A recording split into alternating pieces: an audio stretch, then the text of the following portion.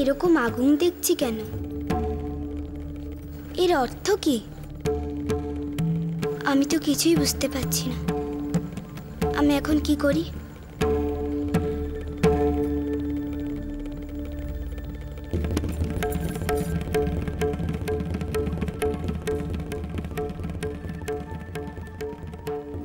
অরুন্ধতী, স্বাতী, লুব্ধক, তোমরাই বলো। তোমরা তো অনেক কিছু জানো, বোঝো। আমাকে একটু বলে দাও না, কেন আমি আকাশে আগুন দেখছি? আমার খুব ভয় করছে, আমাকে বলে দাও না কেন আমি আকাশে আগুন দেখছি। কারোর কোনো বিপদ হবে না তো?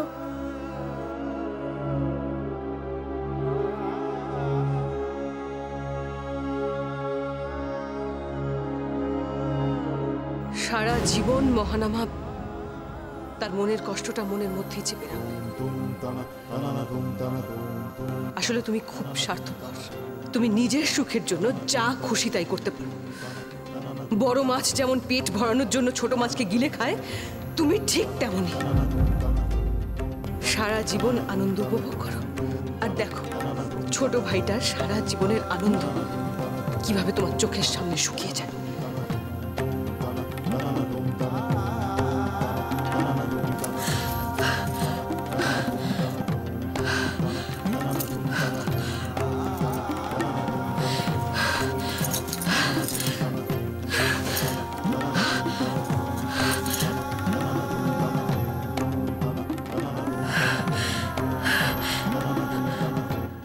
আমার জন্য কুমারের প্রতি সত্যি কি অন্যায় হচ্ছে?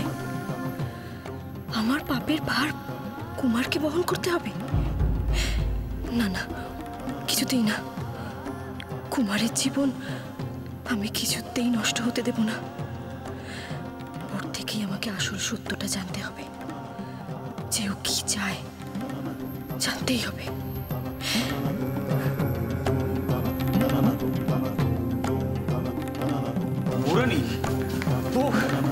কি হয়েছে বলবে তো? কুমার, এবার তুমি দেবী দুর্গার সামনে এসে দাঁড়িয়েছো, তোমাকে এবার সব সত্যি কথাটা বলতেই হবে। কিসের সত্যি বলবে তো?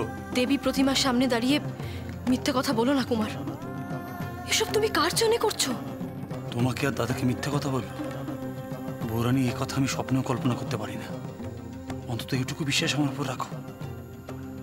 আছে, অবশ্যই আছে। তাই জন্য তোমার মুখ থেকে একবার জানতে চাই, আসল সত্যটা কি? আর কিছুদিন পরে আমার বিবাহ। কদম্ব রাজ্য আর সিংহলের মধ্যে বন্ধুত্ব, মৈত্রী। এই রাজ্যে শুধু শান্তি, আনন্দ। আর সর্বোপরি আমার দাদা আর আমার বৌরানীর মুখে হাসি। এটাই আসল সত্য বৌরানী। কিন্তু এটা তো বাইরের সত্য, ভেতরের সত্যটা কি কুমার? বলো। চুপ করে থেকো না কুমার, বলো। আর ভেতরে কোনো সত্যি নেই বৌরানী। এবার বলো তো, সত্যি কি কোনো সত্য নেই? আমার দিব্যি রইল কিন্তু। বৌরানী,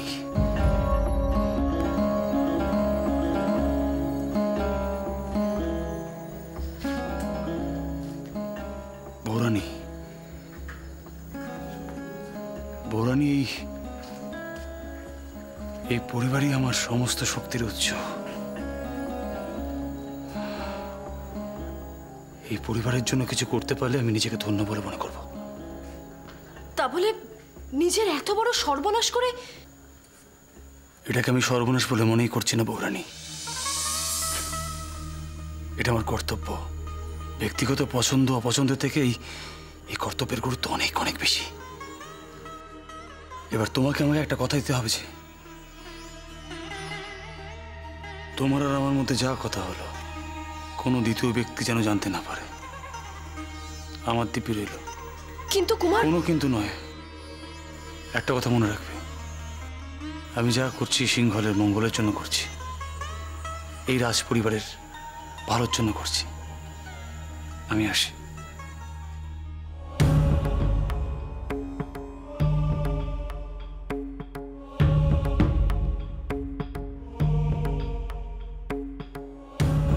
দুর্গা, সকল অশান্তি দূর করে এবারে রাজপ্রাসাদে শান্তি ফিরিয়ে আনো মা, দয়া করে শান্তি ফিরিয়ে আনো।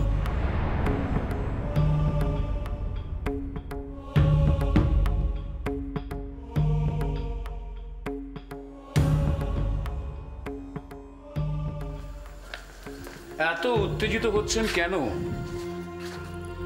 আমি আর নীরব দর্শক হয়ে থাকতে পারছি না। একের পর এক ঘটনা ঘটে যাচ্ছে। এতদিন আপনার পরিকল্পনা আমি মুখ বুজে সহ্য করেছি, কিন্তু আমি আর চুপচাপ থাকতে পারছি না। বলছিলাম আরেকটু ধৈর্য ধরলে হয় না? না জ্যোতিষবীর, আমাদের যা করতে হবে তা এক্ষুনি করতে হবে, না হলে অনেক দেরি হয়ে যাবে। এত তাড়াতাড়ি? এতদিন যা ঘটেছে আপনার পরিকল্পনার ফল, আর তার জন্য ক্ষতি হবে রাজকুমারের। ক্ষতি হয়েছে কি? আপনি কি আমায় ক্ষতির জন্য অপেক্ষা করতে বলছেন? আপনার পরিকল্পনার ফলে রাজকুমারের যদি কোনো ক্ষতি হয়, তিনি কিন্তু আমায় ছেড়ে কথা বলবেন না। এতদিন আপনি যা করেছেন আপনার বুদ্ধি অনুযায়ী করেছেন, আমি আপনাকে কোনো বিষয়ে পরামর্শ দিতে আসিনি, কিন্তু তা সত্ত্বেও আমাকে রাজকুমারের রোষের মুখোমুখি হতে হবে।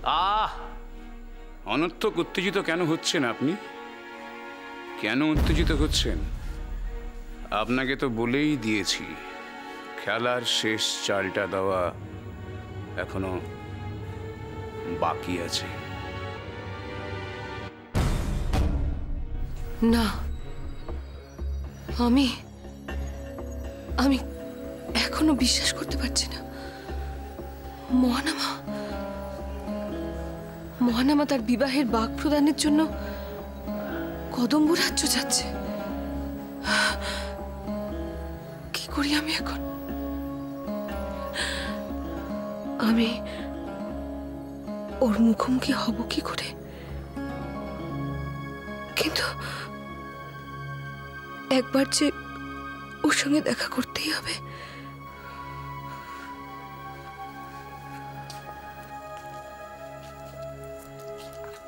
ত্রিজটা, মহানামা এসেছে তোমার আশীর্বাদ নিতে। যাত্রা শুরু করার আগে তুমি ওকে আশীর্বাদ করো, যেন এই যাত্রা শুভ হয়।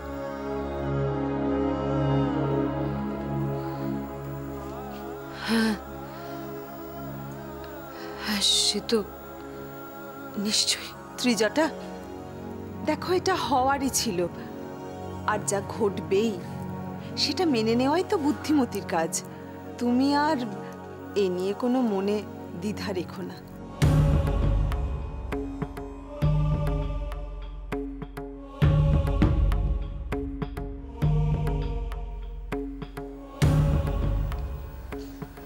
তুমি আমার বড় দিদি, তোমার অনুমতি না নিয়ে আমি যাত্রা কিভাবে শুরু করি বলো?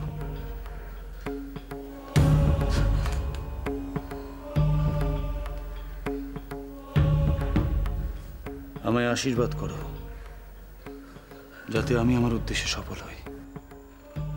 না, আমার এখানে এখন থাকাটা উচিত নয়। ত্রিজটা আর মহানামাকে কিছুক্ষণ একসঙ্গে একান্তে কথা বলার সময় দেওয়া উচিত। ত্রিজটা সত্যিই খুব ভেঙে পড়েছে।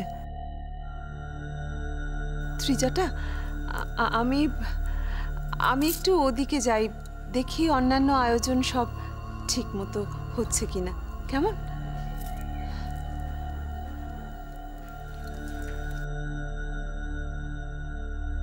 আমি শেষবারের মতো তোমাকে অনুরোধ করছি মহানামা, এই বিবাহ তুমি করো না।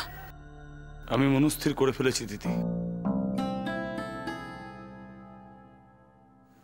অন্য কথা বলো।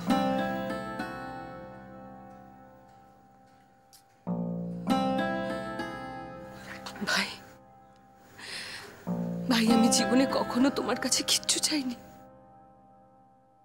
এই প্রথমবার আমি তোমার কাছে ভিক্ষা চাইছি ভাই। আমি মানছি আমার চিন্তা ভাবনা পরিকল্পনা সব ভুল ছিল, কিন্তু আমার ভুলের জন্য তুমি আমাকে এত বড় শাস্তি দিও না। তুমি নিজের এত বড় ক্ষতি করো না ভাই। এখনো সময় আছে, এখনো সময় আছে। আমাকে ক্ষমা করো দিদি, আমি তোমার এই ভিক্ষা মঞ্জুর করতে পারলাম না। আমি রাজ রক্তের অধিকারী। একবার যে কথা মুখ দিয়ে বেরিয়ে যায় সে কথা আর ফেরত আসে না। একবার যখন আমি সিদ্ধান্ত নিয়ে ফেলেছি তখন ভাই, ভাই তুমি তো জানো এ পৃথিবীতে আমার তুমি ছাড়া আর কেউ নেই, কেউ না। প্রাণের থেকে ভালোবাসি আমি তোমাকে। তোমার এত বড় সর্বনাশ আমি আমি আমি কিছুতেই মেনে নিতে পারবো না, কিছুতেই না। মহানমা,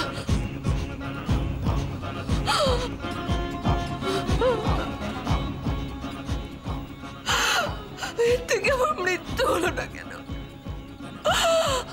ঈশ্বর, এত বড় ভুল আমি কেন করলাম? কেন? ফিরে এসো ভাই, ফিরে এসো, ফিরে এসো। মহানামা এত বড় একটা সিদ্ধান্ত নিয়ে সুখী হবে তো? যশোধরা, এই তো মহারানী এখানেই আছেন দেখছি। তা আমি শুনতে এলাম যে মহারানীর আর কি কি ইচ্ছে পূরণ করা বাকি আছে। তোমার কি হয়েছে বলো তো? দিদি, দিদি তুমি ওর কথায় কিছু মনে করো না। ও আসলে দাঁড়ান। আপনি আমাকে চুপ করাতে পারবেন না। আমি আজকে জানতে চাই সিংহলের মহারানীকে তুষ্ট করবার জন্য আর কি কি বলি দেওয়া প্রয়োজন। তুমি যে কি বলছো আমি তো কিছুই বুঝতে পারছি না। আমি বুঝিয়ে দিচ্ছি। আপনার স্বামী দ্বিতীয় বিবাহ বন্ধ করবার জন্য জোর করে ভাই দাদাকে বিবাহ করানো হচ্ছে, আর উত্তরাধিকারীর জন্য আমার সন্তানকে তুলে দিতে হবে আপনার হাতে। কি ভেবেছেন কি আপনি? যশোধরা, তুমি চুপ করো। কি বলছো কি? আপনি আমাকে চুপ করাতে পারবেন না। কি মন্ত্র জানো তুমি? আমাকে একটু শিখিয়ে দেবে? একের পর এক রাজপুরুষকে তুমি কিভাবে বশ করছো? তুমি কি পাগল হয়ে গেছো? এসব তুমি কি বলছো দিদিকে? প্রথমে নিজের স্বামীকে, তারপর ভাই দাদাকে, আর এখন আমার স্বামীকে বশ করে তার কাছ থেকে তার একমাত্র সন্তানকে কেড়ে নিতে চাইছো। একবারও ভেবে দেখেছো তার মায়ের কথা?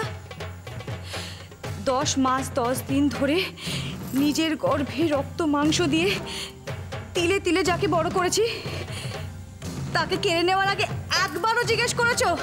একবারও নিতে চাইছো তার অনুমতি? দেখো যশোধরা, তুমি যা ভাবছো তা ঠিক নয়। তাই নাকি?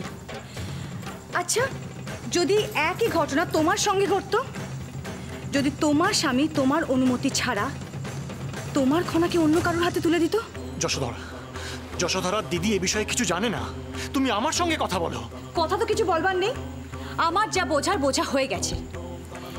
যে নারী একজন মায়ের কোল থেকে তার সন্তানকে কেড়ে নিতে পারে তার মা হবার কোনো যোগ্যতাই নেই। সে কিনা দেশের মহারানী, সকলের রানীমা। ছি! যশোধরা, তুমি কিন্তু তোমার সীমা ছাড়িয়ে যাচ্ছ। তুমি খুব স্বার্থপর জানো, খুব স্বার্থপর। তোমার নিজের স্বার্থের জন্য তুমি তোমার স্বামী, ভাই, দেওর কারোর কথা ভাবো না। আর তোমার মতো একজন স্বার্থপর অলক্ষীর জন্যই কিন্তু আজকে সিংহলের এই অবস্থা। যশোধরা! চরিত্র!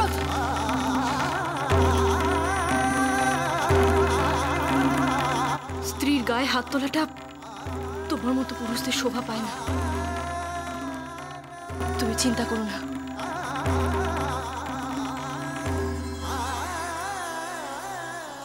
আমার জন্য কাউকে কিচ্ছু ত্যাগ করতে হবে না। না দিদি, না। এই তুমি কি বলছো? ওর কথায় তুমি? প্রণাম রানীমা। রাজকুমারের তিলক প্রদানের জন্য সবাই অপেক্ষা করছে। চলো।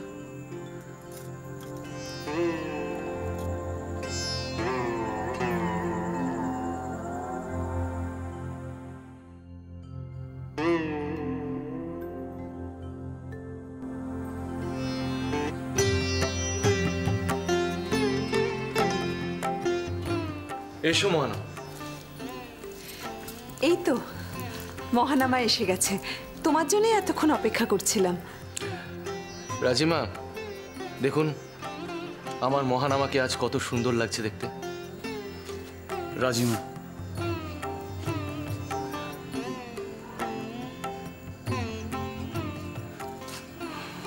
মঙ্গল হোক, সুখী হও।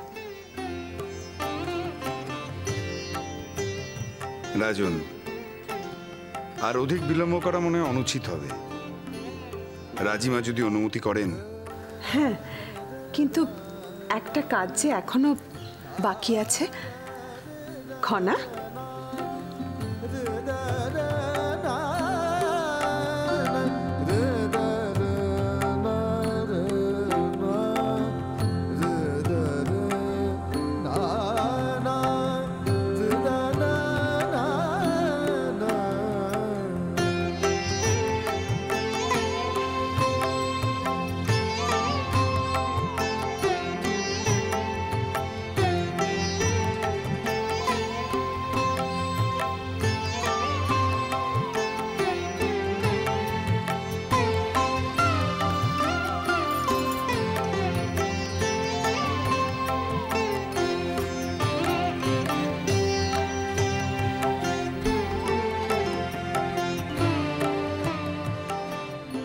এই বিবাহ অসম্ভব।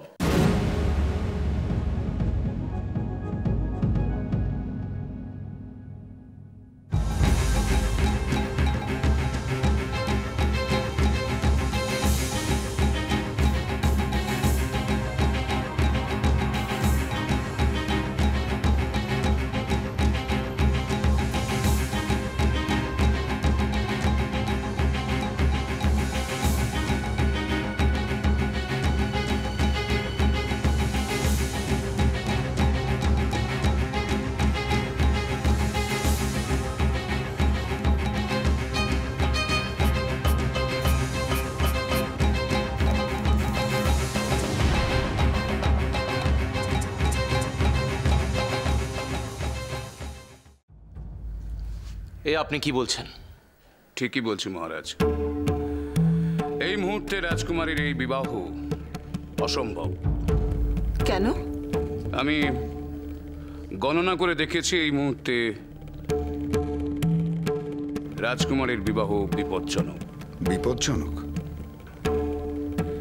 মানে?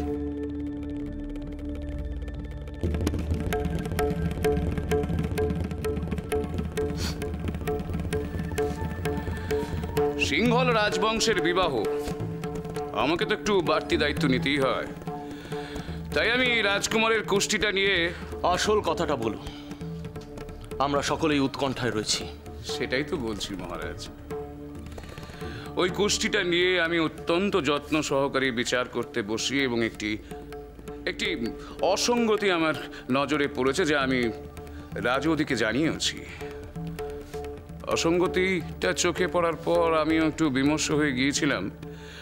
তাই কদম্ব রাজবংশের রাজকন্যার কুষ্ঠিটা নিয়ে আমি বিচার করতে বসি। হ্যাঁ, কিন্তু গণনায় কি ফল বেরোলো তা সুস্পষ্টভাবে বলুন।